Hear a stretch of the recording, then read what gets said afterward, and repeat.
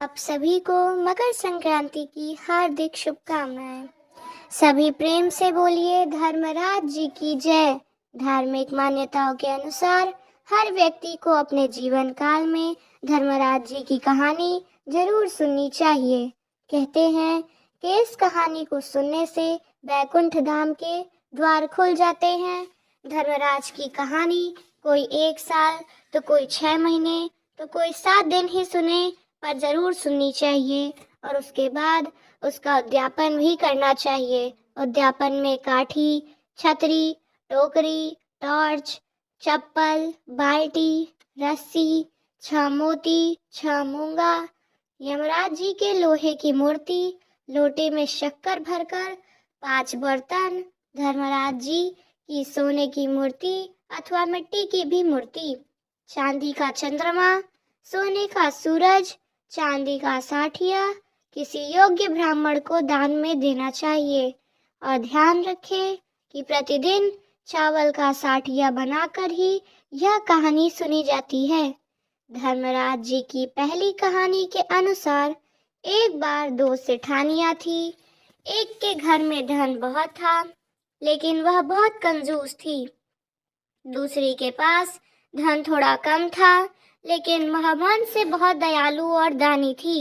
रोज सवेरे उठती, गंगा स्नान करती, तुलसी माता, बड़ पीपल सींचने भगवान के मंदिर जाकर पूजा किया करती। फिर धर्मराज जी और सूरज भगवान की कहानी सुनती। भगवान को भोग लगाकर अतिथि को जिमाती। गाय कुत्ते के लिए ग्रास निकालती। दूसरी सेठानी इस धर्मात्मा सेठानी को देखकर हंसा करती और कहती कि पता नहीं दिन भर क्या करती रहती है। कुछ समय बीतने पर दोनों सेठानियों को भगवान का बुलावा आया। तब धर्मात्मा सेठानी के लिए तो यमराज जी ने विमान भेजा, लेकिन दूसरी को तो दूत मारते ही ले गए। रास्ते में सेठानी बोली, मुझे भूख लगी है। तब दूत कहने लगे कि किसी को खाना कुछ दिया तो होगा, तब न मिलेगा। फिर सेठानी बोली, प्यास लगी है। दूत बोले, किसी को पानी पिलाया होगा तभी मिलेगा। अब रास्ते में उसे कांटे चुभने लगे, गर्मी लगने लगी, तो दूत तब भी उसे घसीटते हुए ही ले गए। उसे कुछ भी नहीं दिया। अब सेठानी बड़ा पछताने लगी कि सब कुछ होते हुए भी उसने अपने जीवन में कभी कर्म, धर्म, दान या पुण्य नहीं किया। इतने में ही यमराज जी का दरबार आया, तो उसने देखा कि वह धर्मात्मा सेठानी धर्मराज जी के पास ही सिंहासन पर बैठी हुई है। उधर दूसरी सेठानी को तपते हुए कुंड में डाल दिया गया है।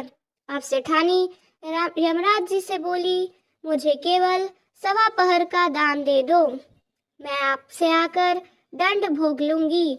यमराज जी बोले, ठीक है। सेठानी के शरीर में प्राण वापस डाल दिए। फिर मृत्यु लोक में आते ही पंडितों को बुलवाकर उस कंजूस सेठानी ने धर्मराज जी की कथा सुनी और सब तरह से दान कर्म किया। इतने में 1.25 पहर का समय पूरा हो गया। अब की बार विमान आया उसे लेने, और 1.25 पहर के दान धर्म से सेठानी को भी स्वर मिल गया। अब सुनिए धर्मराज जी की दूसरी कहानी। एक समय जब पृथ्वी लोक पर बब्रुवाहन नामक एक राजा हुआ करता था, उसके राज्य में किसी भी चीज की कोई कमी नहीं थी। उसी राज्य में एक हरिदास नामक ब्राह्मण भी रहता था, जिसका विवाह गुणवती से हुआ, जो कि बहुत ही धर्मवती और पतिव्रता स्त्री थी। गुणवती ने अपना पूरा जीवन सभी देवी देवताओं की उपासना में ही लगा दिया, और वह सभी प्रकार के व्रत भी करती थी, दान धर्म भी खूब किया करती थी। इसके अलावा अतिथि सेवा को भी वह अपना धर्म मानती थी। ऐसे ही भगवान की उपासना करते करते समय बीतने पर वह वृद्ध हो गई।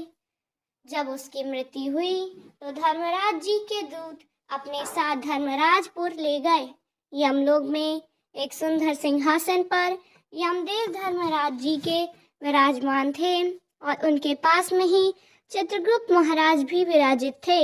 चित्रगुप्त जब धर्मराज को प्राणियों का लेखा जोखा सुना रहे थे, तभी यमदूत गुणवती को लेकर पहुंचा। गुणवती यमराज जी की देखकर थोड़ी भयभीत हुई और मुंह नीचे कर कर खड़ी हो गई। फिर चित्रगुप्त ने गुणवती के कर्मों का ब्यौरा निकाला और उसके बारे में धर्मराज जी को बताया। धर्मराज जी ने गुणवती का पूरा ब्यौरा देखकर वे प्रसन्न हुए, लेकिन फिर भी उनके मुख पर थोड़ी उदासी छाई हुई थी। यह देखकर गुणवती ने पूछा, हे प्रभु, मैंने तो अपने पूरे जीवन में सारे सत्कर्म ही किए हैं, फिर भी आपके मुख पर उदासी छाई है, इसका क्या कारण है? प्रभु, मुझसे क्या भूल हो गई है? कृपा बताइए। धर्मराज जी ने कहा कि तुमने सभी देवी देवताओं के लिए व्रत किया है, उपासना की है, लेकिन कभी तुमने मेरे नाम से कुछ भी पूजा पाठ या ध्यान नहीं किया। धर्मराज जी की बात सुनते ही गुणवती हाथ जोड़कर क्षमा याचना करने लगी और कहने लगी, हे प्रभु, मुझे आपकी उपासना के बारे में कुछ भी नहीं पता। कृपा करके मुझे ऐसा उपाय बताइए कि सभी मनुष्य आपकी कृपा के पात्र बन सकें। मैं आपके मुख से आपकी भक्ति का मार्ग सुनना चाहती हूँ और मेरी कामना है कि एक बार मृत्यु लोक कर वापस जाकर आपकी भक्ति करूँ और सभी लोगों को इस विषय में बताऊं।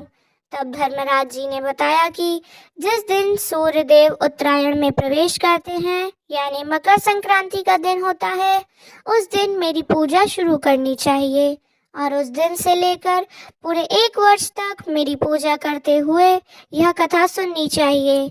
साथ ही मेरी पूजा करने वाले व्यक्ति को धर्म के इन 10 नियमों का भी पालन अवश्य करना चाहिए। पहला, धीरज रखना यानी संतुष्ट रहना। दूसरा, अपने मन को वश में रखना और सभी को क्षमा करना। तीसरा, किसी प्रकार का दुष्कर्म नहीं करना। चौथा, मानसिक और शारीरिक शुद्धि का ज्ञान रखना। 5वां, अपनी इंद्रियों को वश में रखना।